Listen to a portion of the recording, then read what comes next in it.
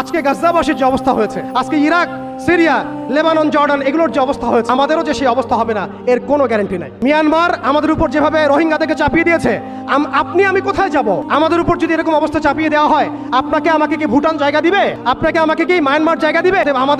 আমাদের এই জমিনে, আমাদের এই সংগ্রাম, আমাদের এই জিহাদ আমাদেরকেই করতে হবে। বাংলাদেশের এই অবস্থায় এখন একটা ইসলামী রাষ্ট্র গঠনের কোনো বিকল্প নাই। আপনি আমি চাইলে লক্ষ কোটি মুসলমানকে সেখানে চাপ প্রয়োগ করে পাঠাতে পারতাম যদি আমাদের ইসলামিক রাষ্ট্র থাকতো।